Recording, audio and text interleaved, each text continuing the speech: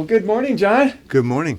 Really nice to have you with us here in our podcast studio at iFinance Mortgage. And we're fellow Mission Viejo chamber members as well and board members. So really great to have you on the program today. Well, I really appreciate the invitation, and I'm really excited about doing it. And so let's dive in. All right, let's do it. So as you can see, Schooley Mitchell here.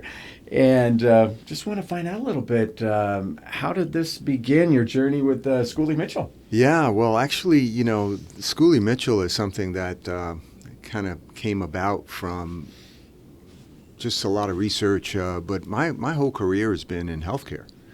So I have a doctorate in healthcare administration. I started my career as a physician assistant, so I practice in cardiology and cardiac surgery. Oh, wow. One thing leads to another. You get into industry, so I worked in the med tech and pharma industry for quite some time, all healthcare related. And as my career progressed, I got into healthcare administration more and more. Mm-hmm. So later got into the C-suite of a couple of health systems, and eventually was thinking about, because part of healthcare management has to do with finance, cutting costs, Mm-hmm. looking for savings, trying to figure out how to be financially sustainable with an industry that's always, being cut. Payments are always an issue, and the way healthcare gets paid is not traditional. It's not a transactional service where I do something for you and you pay for that service. It's usually much later that you get paid on a accrual accounting system where you cast someone's leg and you may get paid 6 months later. So you have to be creative and you have to figure out ways in order to be sustainable. So as a part of financial stewardship, I worked in healthcare to try to increase revenue and decrease expenses. Absolutely. Well, that's kind of a formula for all businesses, not just healthcare. It works a little bit better in business world because it is more transactional. It is, you get paid for a service that you do kind of closer to the time that you do the service. So I got introduced to one of the founders of this company, Schooley Mitchell, Dennis Schooley, and we started talking about what's that all about. And this company, Schooley Mitchell, is a cost reduction consultancy. They are out of Stafford, Ontario, Canada. Oh, okay. And it was started by a couple of accountants who used to provide this service as part of their accountancy with their clients.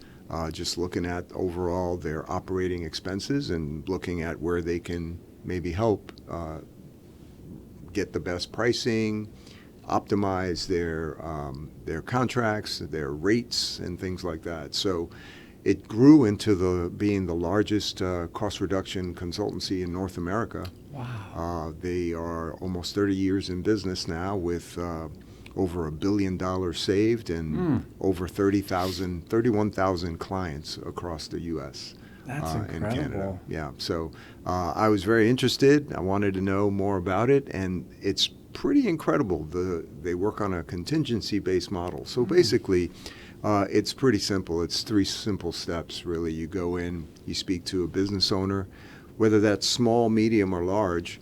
Every business has operating expenses. About 20 to 30% of your operating expense are mandatory expenses of things that you must have, like telecom. Yep. And depending on the business, that could be shipping, whether it's a small package shipping or larger than a truckload.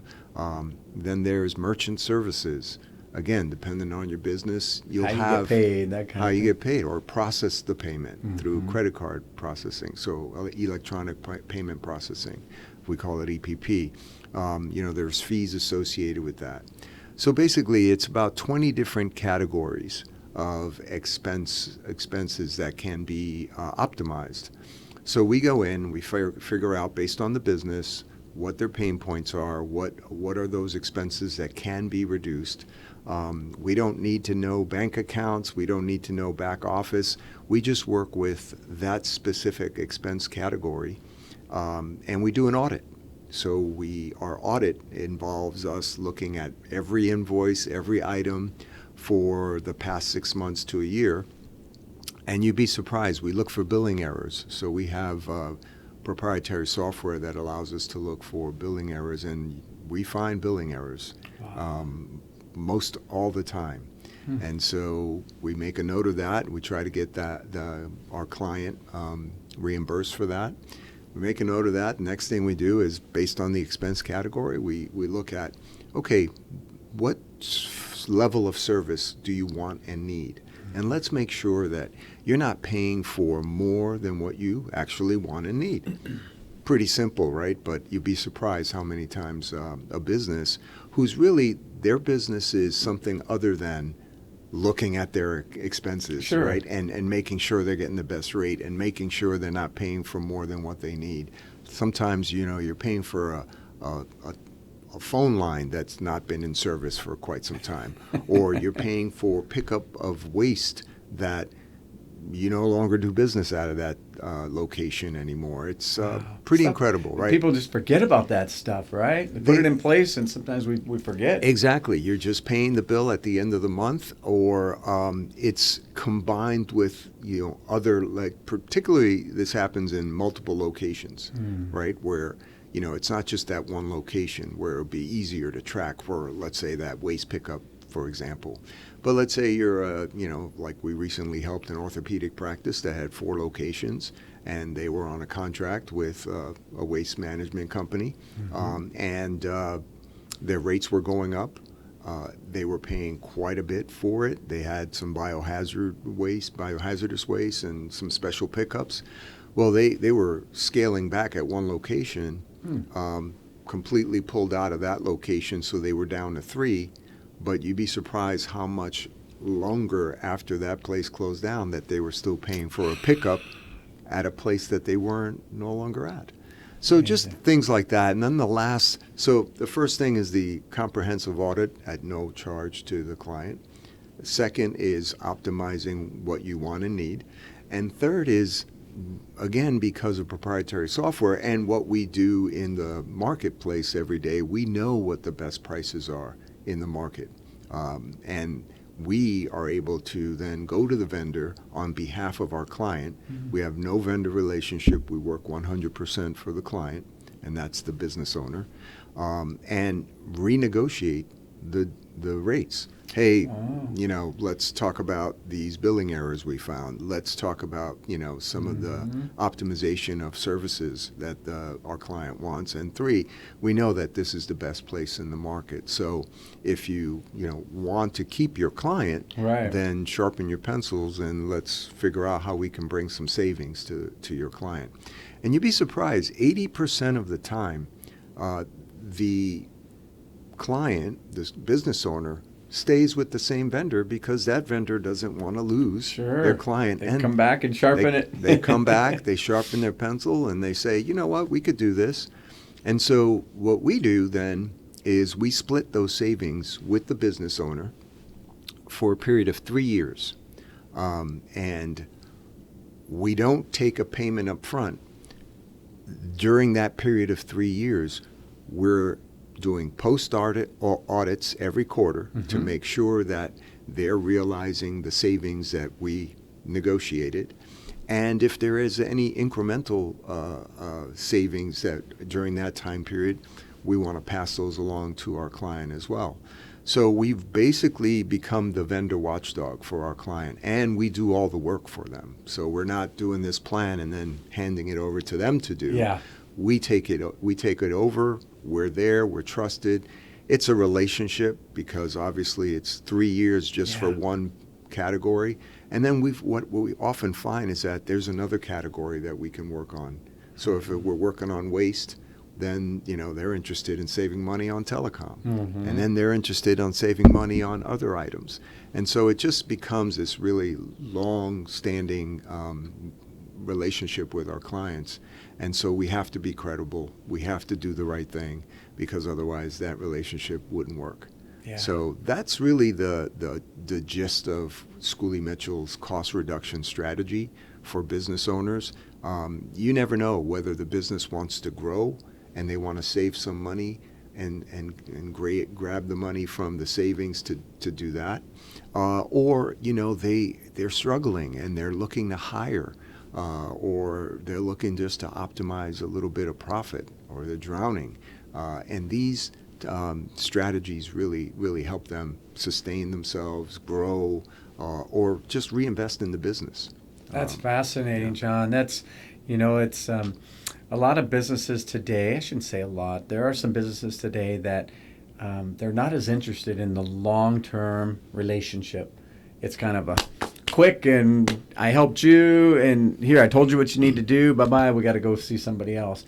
I really like that approach, that you stick with the client, you help them to not only, you've audited, you've told them what needs to happen, and now you make sure it gets implemented, and you carry that out for that period of years.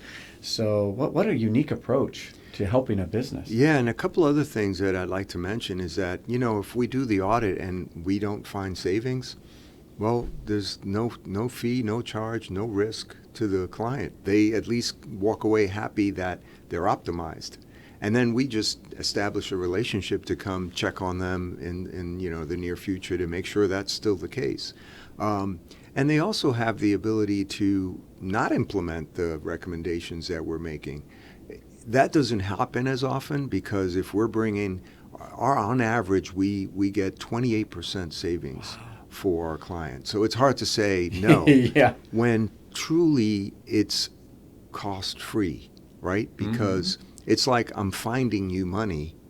Would you share that with me? Sure. And only for a period of time. That's the other thing. Like I said earlier, we stay on for 3 years. During that 3 years, we're getting 50% of the savings on a monthly basis. And we're just looking to make sure that they're also realizing the savings. So they are ahead the minute the savings are implemented, or that new contract is in place. Then after the 3 years? After 3 years, they get 100% of the savings. Okay. So the savings don't go away That's a no-brainer. just because we walk away, right? Then they get 100%. So if you look at a 5-year plan, it actually then turns out to be the client gets 70%, we get 30 over 5 years. Okay. Because after year 3, it's 0 for us, and then they get 100%. I see. Now, if you think about it from a business perspective, if we're then moving into another category that your business can benefit from, then you're always optimizing every section, every operating expense, and that's your bottom line, right? So operating expenses, you do better with those. You're automatically increasing your bottom line. So businesses that have taken advantage of this strategy, they see it as a no-brainer, because how can I lose? Here's Schooley Mitchell finding me money, and then I just share a little bit of that with them. I'm still up ahead, and then I can just go into category after category that I qualify for as a business, and it's a no-brainer. And I don't even have to do any of the work. So I think that the model of that contingency really works. There's not a lot of cost reduction services that are this comprehensive. Mm-hmm. There are probably folks that do a particular expense category, but again, that contingency model that we provide is one that business owners love, because once they trust you, they don't have to think about it. They can focus on their business, and they know someone reliable, trustworthy is looking out for them. What a business, and no contingency fee, or what do they call that sometimes in lawyer speak, when they take a retainer, something like that. No. So just to reiterate, what is your best referral? What is your best type of client? Yeah, so that's a great question. It's something that early on I struggled with, because every business has operating expenses, right? So technically I could help any business. And it doesn't matter whether they're strong or whether they're weaker, whether they're large, whether they're small, medium. So technically, all businesses that have these common expenses can benefit from our services. An ideal client would be one that has multiple cost categories that we can help with. So whether that's a small business that's like a local restaurant that has merchant services, uniforms, they have waste, they have small, locally owned business that has a restaurant, that's a great client. And I like helping the small business community because their margins aren't as high as some of the bigger companies, the manufacturing areas and stuff. And there's just this gratification that I get from helping the smaller businesses. So I love helping small business. One of the reasons why I joined the Chamber is because it's small business oriented.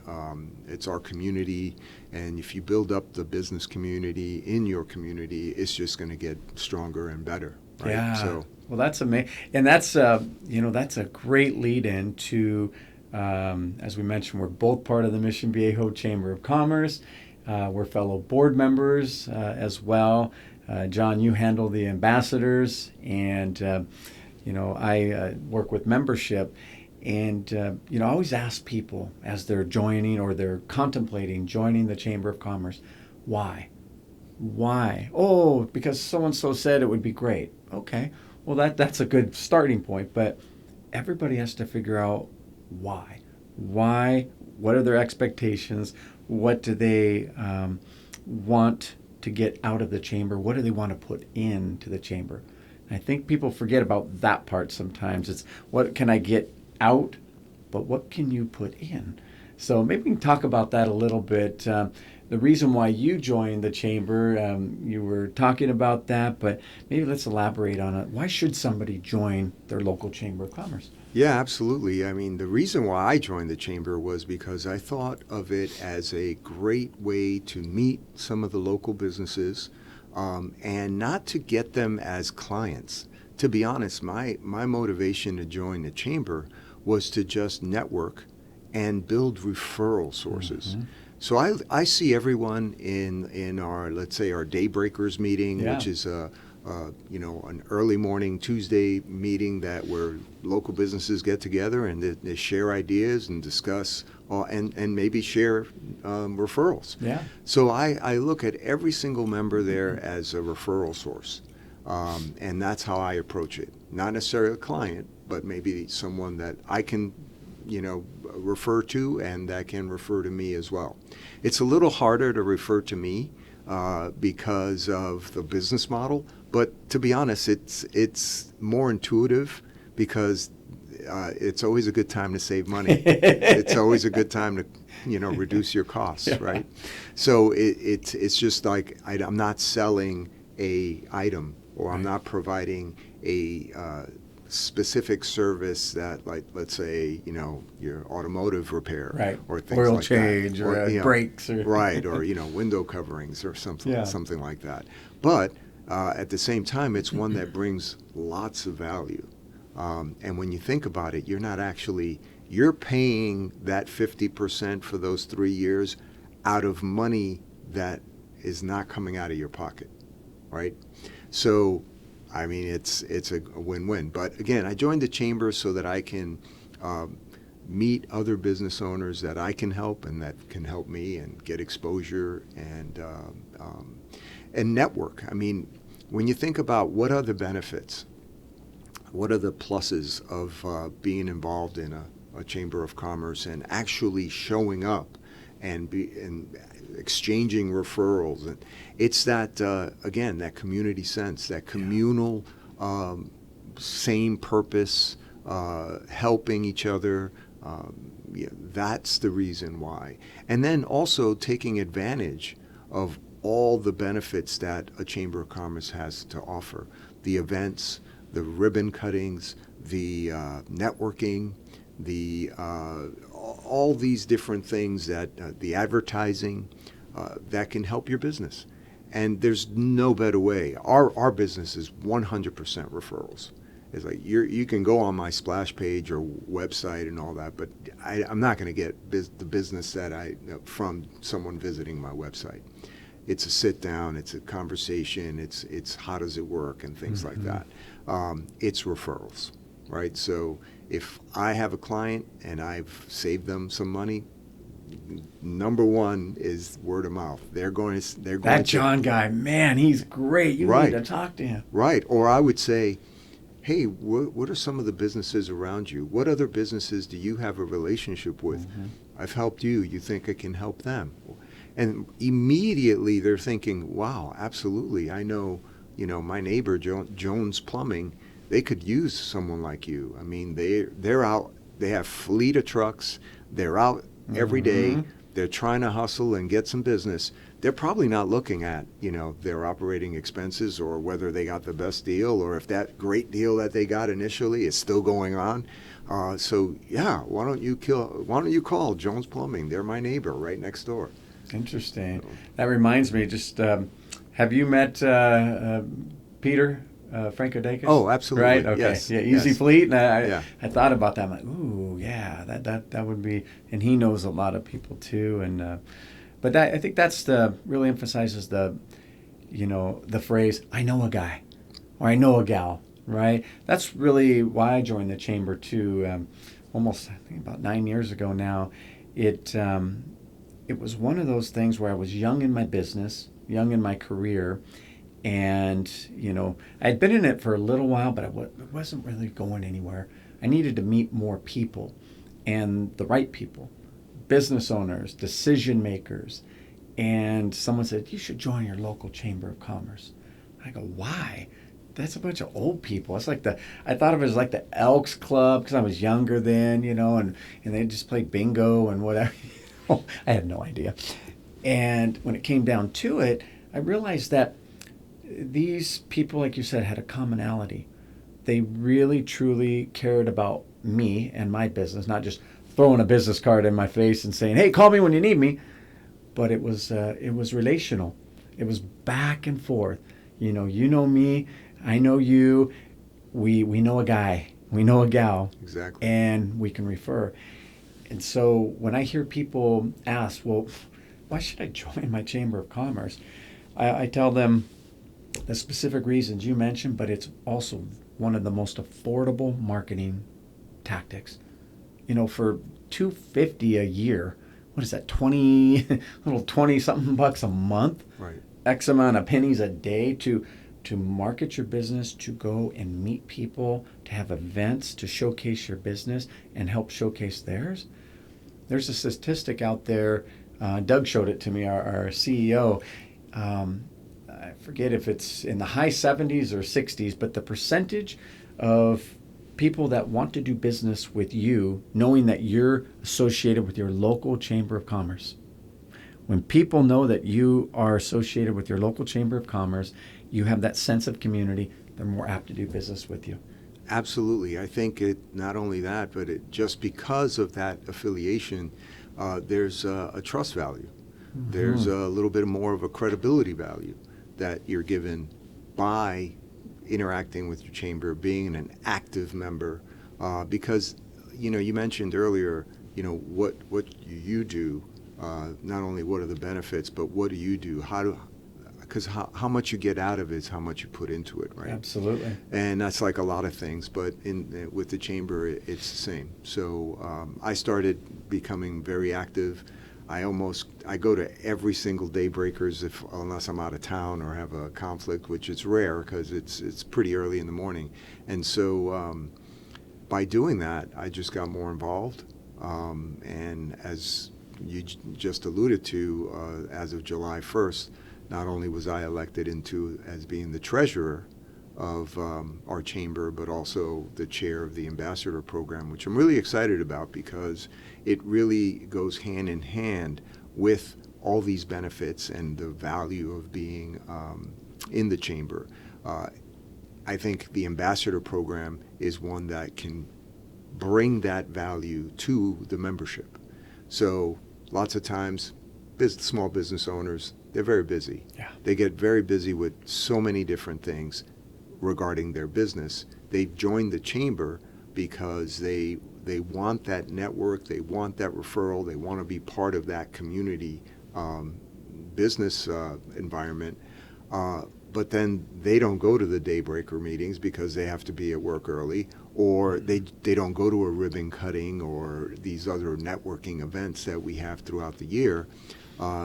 So having an ambassador program is very important to bring those benefits and the value of being a member to the member, to that business owner, and then show them how they can maximize that benefit. And so I'm really excited about working with you and getting that ambassador program and that membership drive to mesh together.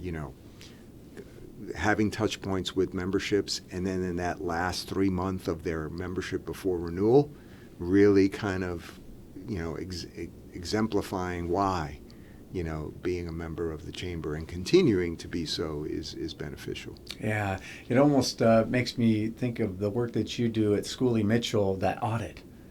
We want to take that audit as new members come into the chamber, take that periodic audit of what value are you receiving from the chamber, what are you offering to the chamber, and I really feel that the ambassadors have a strong part of that in helping those new members especially get off on the right foot and be able to, as you use the term, be active members.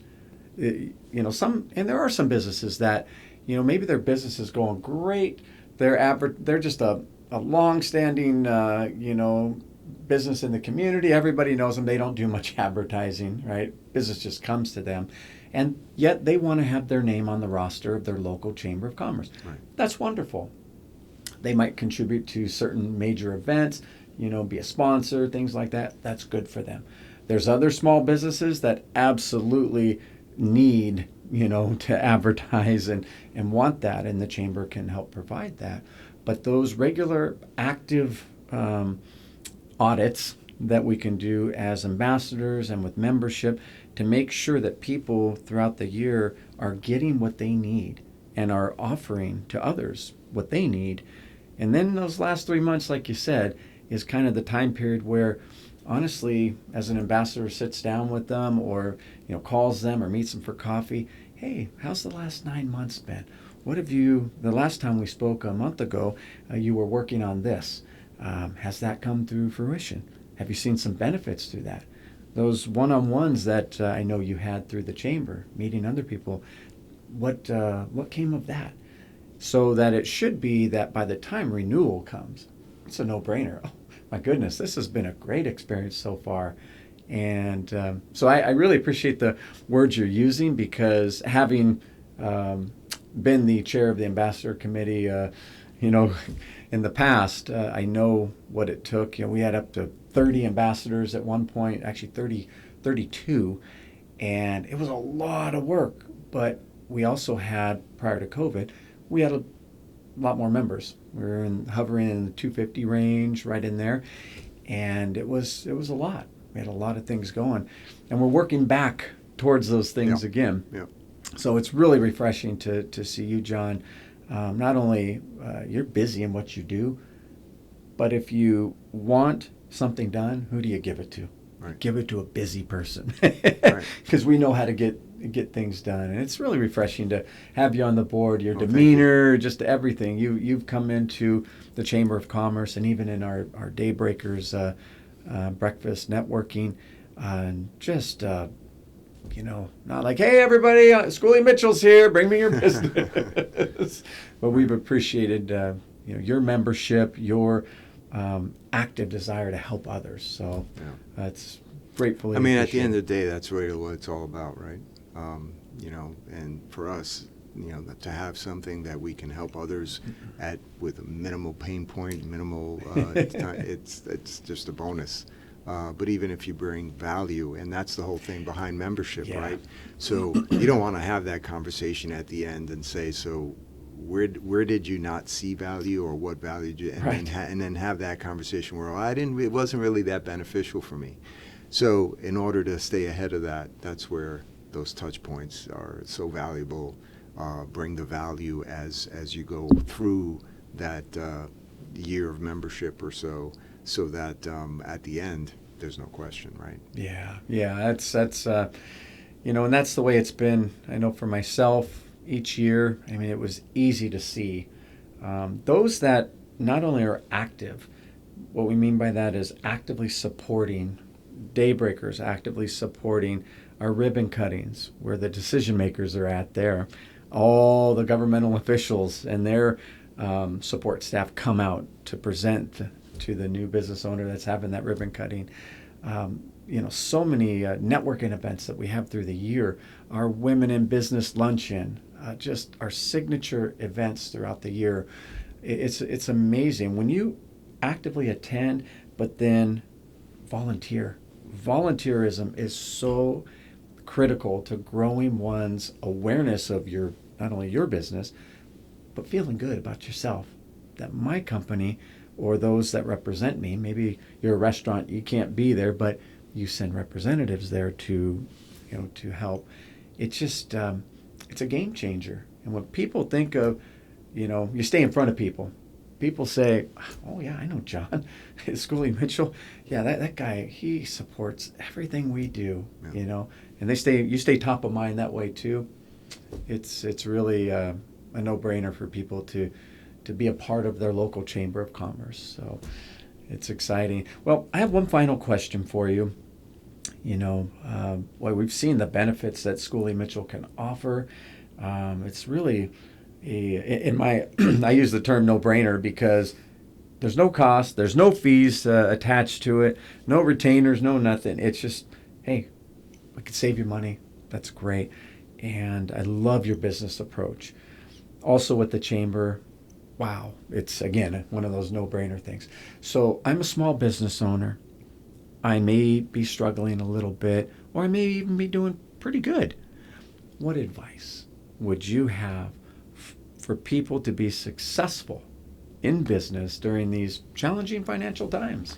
Yeah, that's a great segue into, I did a thing with our business, how are tariffs affecting our local businesses, small, medium, large. What do we do to protect that bottom line and how these tariffs may be affecting us? One of the first things folks think of is, okay, we're going to jack up our prices. Well, the other environment is that it's a tough market out there. There's more competition. When folks are struggling, you can't just jack up prices because there's pressure, because the pressure's on everyone, right? So one of the best things you can do as a business owner is where do I save money? How can I reduce my costs? How do I maximize my revenue without, increasing expenses? Well, if there's a way to do that, and oh, by the way, how do I do that? Do I have the time, energy, effort, staff to take care of that? Most small, even mid-sized businesses don't. They really don't have the expertise or their individuals and the staff to dedicate the amount of time it takes to stay on top of this type of stuff. So my advice is call Schooley Mitchell, because we can do it for you at no cost, no risk, no cost. You don't hear those two words very often. No, we share in the savings for a period of time, and then 100% it's yours. And we can do that on an ongoing basis for multiple categories. And now you're in a better position to mitigate those tariffs or mitigate just cost increases, supply chain issues, things like that are going to bring more expenses to your business, where if there are expenses that can be mitigated by a little bit more oversight, let us be your vendor watchdog. Let us be your oversight committee. I often tell businesses, I'm just someone on your team. I'm in your back. I'm on the background, just doing this to optimize your business, and they love it.